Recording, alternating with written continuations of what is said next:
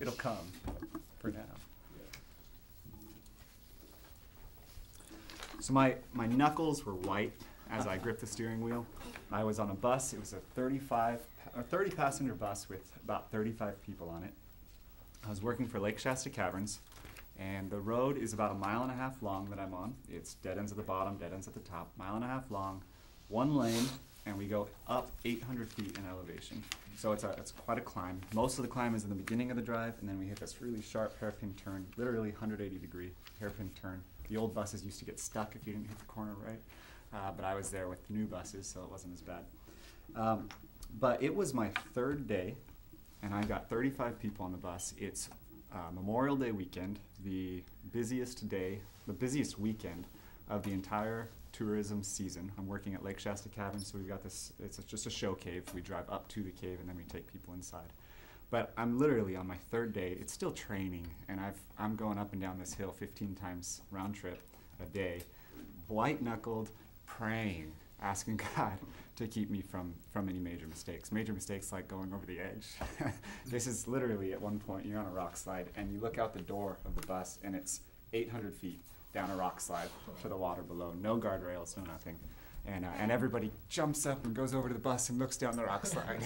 And you're hoping the bus doesn't rock. I was so nervous. I was so unprepared. Literally, it was my third day of training. 4 buses on the road. And we can only move when we radio in for permission to go up or down the road. There's only 2 places to pull over. There's a hairpin turn, there's a little spot you can pull over, and there's that vista point where you can really look out at the lake. And that's the only places buses can pass each other. At the top, where you have to turn around, it's just large enough for you to do a 3-point turn, but new guys, it takes 5 point, 7 point, it takes a while. And we've bumped the wall, we've bumped the handrail. That's the one place there is a handrail. So there's so much I can do wrong. The worst thing, other than going over the edge, would be missing my radio call and blowing by the hairpin turn on my way up and coming head to head with another bus. 10 miles per hour each, so it's not like a crash, but I have to unload everybody, back down until the other bus can pass me, pull back up, load everybody back up, and continue on. Disaster, right? So praying so desperately, depending on the Lord, to get me through this weekend. And that's the image I have, is my white-knuckled grip on the steering wheel. Hopefully it's not the image the customers had, but that's the image I had. And the big thing there was my unpreparedness. It made it natural to turn to the Lord and rely on Him to get me through it. I was literally praying the entire day for the 3-day weekend. I did make it through without any accidents, without any mistakes. They actually made me Employee of the Month, the only Employee of the Month in the history of the Caverns, because they were convinced I was going to mess up because I was so new. But they desperately needed a bus driver at the time. So the problem is, though, that living where we live, being at the school, being who we are, there aren't a lot of tasks we face for which we're not unprepared. There's a few here and there, but we can prepare ourselves in so many ways. And it's so difficult when we are prepared and when things are well within hand and you feel like everything's under control. It becomes very, very difficult to practice that same kind of dependence on the Lord, that same kind of reliance on the Lord. It's nearly impossible. Jesus says it's impossible for the rich man to enter the kingdom of heaven. And it's the same principle. Why is it impossible for a rich man to enter the kingdom of heaven? Well, because he has so much to depend on. What in him is going to allow him to depend on the Lord for salvation in that case? And but he goes on, in God, with God, all things are possible. And that's really what Solomon's saying here. In Proverbs 21:31, and you don't have to turn there, it's all right. But in Proverbs 21:31, he's speaking to his son, and it's that same kind of situation where he says to his son, the horse is prepared for the day of battle, but victory belongs to the Lord. The horse is prepared for the day of battle, but victory belongs to the Lord. So he's speaking to his son who is prepared.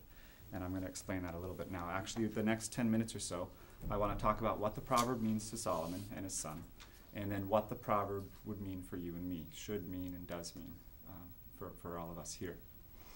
So first off, horses. What does a horse mean today? Rodeos and whatnot. But were they important in battle? I think we all know they were. We've all watched Hollywood movies, right? We all know that horses were important in battle. In our minds, most of us, maybe we think they weren't important after World War I when we entered trench warfare or the machine guns, automatic riflery and whatnot. And that's true for the most part, but did you know in World War II, between the Germans and the Soviets, World War II, not one, but World War II, they had over 5 million horses in use for the war effort between the Germans and Soviets alone. And part of that was where there wasn't as much trench warfare, and a lot of it was for shipment and transport and stuff. So not battle itself, but still vital for war. But before that, I mean, Braveheart, right? What did the Scotsmen have to overcome? The British heavy cavalry. What about the Huns and their archery horses? I mean, that was a huge impact on battle. All the way back, the Egyptians used chariot archers. The Parthians used scythe chariots. All throughout history, horses were pivotal. So Solomon's not talking about some unimportant unit in battle. He's speaking about a pivotal element in battle. Basically, the main advantage you can have. Patriot missiles. Let's say if we have Patriot missiles and our enemies don't, huge advantage. Or if we have tanks and the others don't. Or the German tanks versus our weak tanks, if you guys watched Fury. Our tanks compared to those. It's a major victorious element in the battle that Solomon's talking about. And the thing is, Solomon, does he even have horses? He did. Kings and Chronicles, between a couple of different accounts, we hear that Solomon had 1,400 chariots, and they wouldn't have just had one horse, they would have had 2 or 4, somewhere in there. He had 12,000 horsemen, and they probably had extra mounts each. One account tells us he had 4,000 stalls for horses and chariots. Another account says he had 40,000 stalls for horses, so either we're talking 2 different types of stalls, or we're talking about a textual variant that seeped in at one point or another. Either way, Solomon is prepared. So when he says the horse is prepared for the day of battle, he's not speaking theoretically. He's speaking to his son, saying our horses are prepared, our army is prepared, we are mighty, is in essence what he's saying. But victory belongs to the Lord. Now that but, it's an antithetic but, it's adversative, and we can easily be tempted to take that but to kind of see Solomon as saying, well, yeah, you've gone and prepared your horses, but you really shouldn't have, you really didn't need to, because don't you know that the Lord is the one who provides? Almost that let go and let God, which I'm sure we've all heard this saying. So is that what Solomon's saying? Is he saying, well, let go of all those horses, put them aside, and that way we have to depend on the Lord, and he'll provide for us in a mighty way.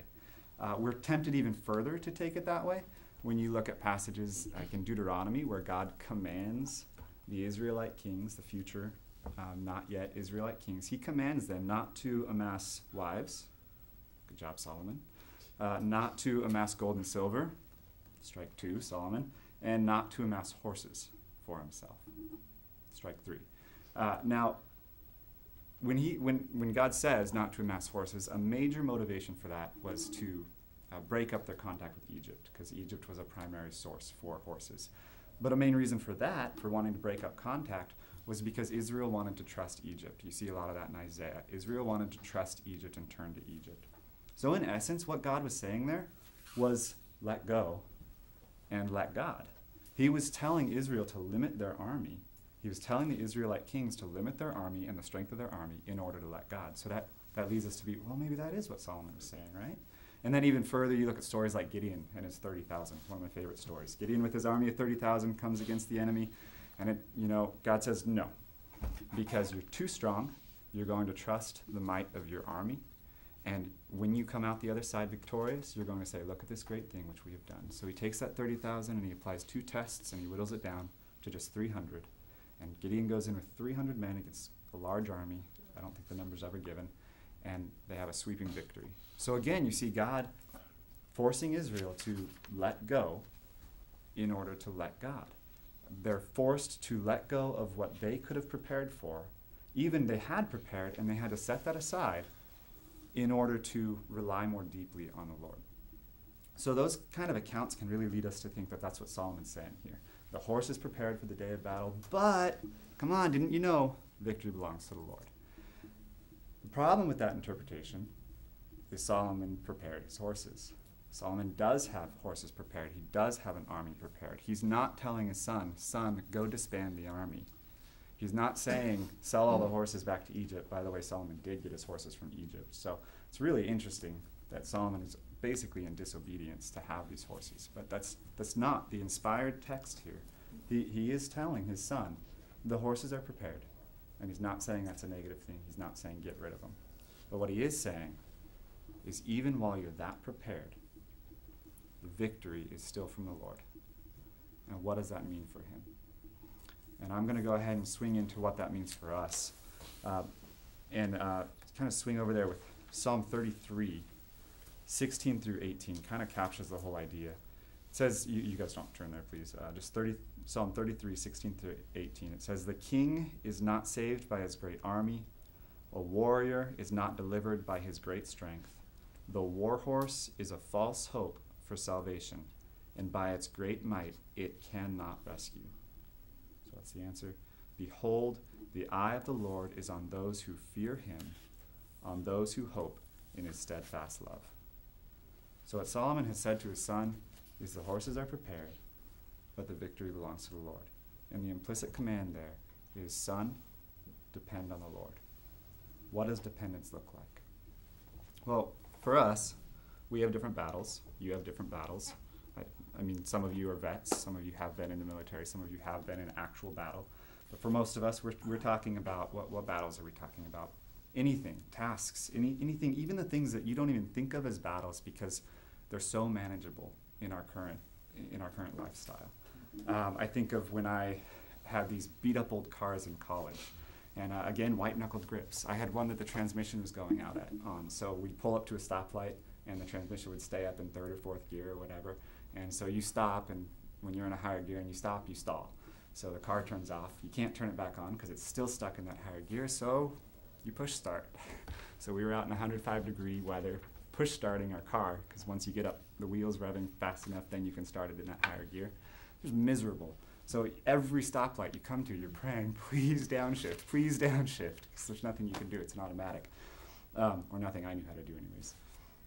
But, I had to depend on the Lord in situations like that. And then I used to joke with friends, I don't want to get more reliable vehicles because I know my prayer life is going to suffer. And I knew it was for real. It was a joke, but it was also for real. And it's true. I'm here in my 2007 Toyota Sienna. I have a family. I have 3 kids. I do need to have a more reliable vehicle. But the truth of it is, when my vehicle's more reliable, I don't turn to the Lord and rely on him half as much as I do when it's not. Now, I can give a head nod to God. I can, I know that God has provided the vehicle. But is that dependence? I want you to think of times in battles. I mean, forget cars, but look at your battle against temptation, pornography, softcore, hardcore, whatever it is. We're surrounded by images. So your battle's there. Your battle's to be a good husband to your wife. Your battle's to be a good father to your children. Your battle's to write a good sermon or work on delivery of a good sermon or a good paper. We have all these battles, and a ton of them we don't even think about because we're so prepared. We're so provided for. In America, we're at the bottom 5% of the poverty line, bottom 5%. The poorest 5% of America is richer than 70% of the world. That's still an accurate statistic today. When you graduate with your master's degree, you'll be in the top 3%, 3-point-something% of the world educationally. If you continue on to get a doctorate, you're in the top 1% of the world. So, we're talking super prepared. In our Christian culture, we have all our counseling books. These are our horses, by the way. Our counseling books are our self-help Christian spirituality books to help us get through whatever we're dealing with. Our accountability groups, those are horses we prepared for our battles. Our Covenant Eyes programs on our computers that were mentioned in chapel that emails somebody when you've been to a website you had no business going to. These are horses we prepared for our battles. And so we tend to think less and less of the tasks and battles ahead of us because we have so much to rely on. So the real challenge that Solomon is challenging his son, and through the text, challenging us, the Lord's challenging us. The horse is prepared. Our horse is prepared. He's speaking to guys like you and me.